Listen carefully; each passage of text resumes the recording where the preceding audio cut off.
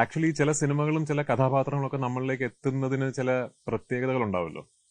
അപ്പൊ അങ്ങനെ ഒരു രസമുള്ളൊരു പ്രത്യേകതയുള്ളൊരു കഥയുണ്ട് ആക്ച്വലി ഈ കഥാപാത്രത്തിന്റെ പിന്നിൽ എനിക്ക് പറയാൻ. ഇത് കുറച്ച് വർഷങ്ങൾക്ക് മുമ്പ്, കുറച്ചധികം വർഷങ്ങൾക്ക് മുമ്പ് സുരേഷ് ഏട്ടൻ, ഇതിന്റെ തിരക്കഥാകൃത്തായ സുരേഷ് ഏട്ടൻ എന്നോടൊരു കഥയുടെ ഒരു തോട്ട് പറഞ്ഞിരുന്നു.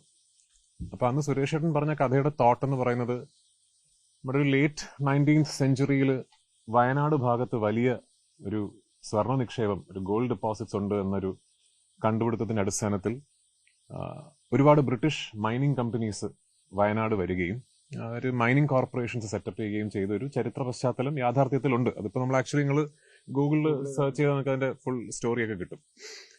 അന്ന് ഒരുപാട് എനിക്ക് കൃത്യമായിട്ട് അദ്ദേഹം പറഞ്ഞ നമ്പേഴ്സും ഒന്നും എനിക്ക് ഫിഗേഴ്സ് ഒന്നും ഓർമ്മയില്ല.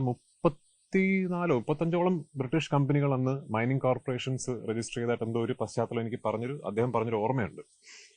അപ്പോ അങ്ങനെ വന്ന ഒരു Mr and Mrs Smith's mining corporation, ഒരു ഫിക്ഷണൽ ഒരു മൈനിങ് കോർപ്പറേഷനും മിസ്റ്റർ ആൻഡ് മിസസ് സ്മിത്ത് എന്ന് പറഞ്ഞൊരു ബ്രിട്ടീഷ് ദമ്പതിമാർ, അവരുടെ ഈ ഗോൾഡ് ഡെപ്പോസിറ്റ്സ് കണ്ടെത്താനുള്ള അവരുടെ ഒരു മൈനിങ് ശ്രമങ്ങളുടെ ഇടയിൽ അവരെടുത്ത് വളർത്തുന്ന കുഞ്ഞമ്പു എന്ന് പറയുന്ന ഒരു കൊച്ചുകുട്ടിയുടെ, ഒരു വയനാട്ടിലുള്ള ഒരു കൊച്ചുകുട്ടിയുടെ ഒരു കഥ എന്നോട്, എനിക്ക് 2016-17 മറ്റാണ് എന്നോട് ഈ വിഷയം പറയുന്നത്.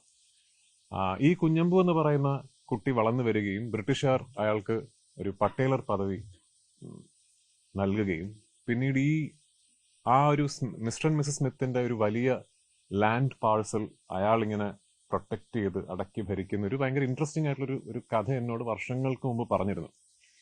അന്ന് പക്ഷെ അദ്ദേഹം അത് പറയുകയും കൺസീവ് ചെയ്യുകയും ചെയ്തിരുന്ന ഒരു സ്കെയിൽ വലിപ്പം എന്നൊക്കെ പറയുന്നത് മലയാളത്തിൽ നമുക്ക് അന്ന് പുൾ ഓഫ് ചെയ്യാൻ പറ്റുന്നൊരു സിനിമയായിട്ട് അന്ന് തോന്നിയില്ല.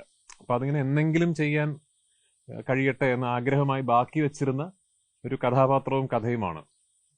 പിന്നീട് വർഷങ്ങൾക്ക് ശേഷമാണ് ഡിജോ പള്ളിച്ചട്ടമ്പി എന്ന് പറയുന്ന സിനിമ സുരേഷ് ഏട്ടനോടൊപ്പം ചെയ്യുമ്പോൾ എന്നെ വിളിച്ചിട്ട് ഈ പള്ളിച്ചട്ടമ്പി എങ്ങനെയാണ് ആ കഥയിലെ ഒരു ആൻസിലറി ആകുന്നതെന്നും, ഈ കുഞ്ഞമ്പു എന്ന് പറയുന്ന കഥാപാത്രം, അതിൽ കുഞ്ഞമ്പു നമ്പ്യാർ പട്ടേലർ എന്ന് പറയുന്ന കഥാപാത്രമായി മാറിയതിനു ശേഷമുള്ള ഈ കുഞ്ഞമ്പുവിന്റെ ഒരു പ്രസൻസ് ആ കഥയിൽ എങ്ങനെ വരുന്നുവെന്നും, ഈ വിമോചന സമരത്തിന്റെ ഒരു ഫിഗറേറ്റീവ് ആയിട്ടുള്ള ഒരു പിനക്കിൾ ഹെഡ് എന്ന രീതിയിൽ ആ കഥാപാത്രത്തെ പള്ളിച്ചട്ടമ്പി എന്ന കഥയിൽ പ്ലേസ് ചെയ്യുന്നതിനെ കുറിച്ചും സുരേഷ് ഏട്ടനും ബിജോയും എന്നോടൊന്ന് പറയുന്നത്.